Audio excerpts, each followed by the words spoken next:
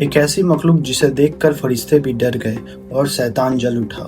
انسان کی کہانی مٹی سے شروع نہیں ہوتی، یہ کہانی ایک ایسی امر سے شروع ہوتی ہے جسے اللہ نے سنا اور ابلیس نے قبول نہیں کیا۔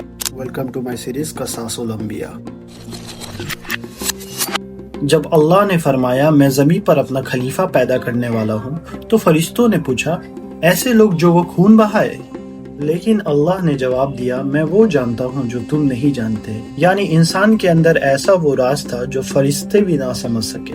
جب آدم علیہ السلام کا جسم تیار ہو گیا تب فرشتے ہوا کی طرح گزر گئے، لیکن ایک مخلوق تھی جو رک کر دیکھتی رہی، ابلیس۔ وہ ہر روز آدم کے جسم میں گھستا اور کہتا یہ کیسے قابل عزت ہو سکتا ہے، یہ تو خالی ہے، میں اسے گمراہ کر دوں گا۔ پھر وہ وقت آیا جب روح آدم علیہ السلام کی جسم میں داخل ہوئی، آنکھیں کھولی، آدم نے پہلی بار سانس لی اور فرشتوں پر سکوت تالیہ ہو گیا۔ سب نے سجدہ کیا، ابلیس جلا اور اٹھا اور بولا میں اس سے بہتر ہوں۔ یہی وہ تکبر تھا جس نے قیامت تک کی دشمنی شروع کی۔ روایت کے مطابق جب ابلیس نے سجدہ سے انکار کیا اس وقت اس کی پہلی نظر آدم علیہ السلام کی قلب کی نور میں پڑی اور اس نے سمجھ لیا انسان اگر اللہ کے پاس لوٹ گیا تو میں کبھی کامیاب نہیں ہو سکتا، اس لیے اس نے کہا میں انسان کو توبہ سے روکوں گا۔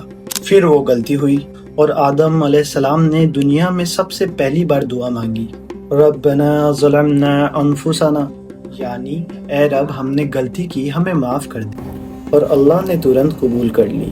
یہ وہ راز ہے جسے شیطان پسند نہیں کرتا۔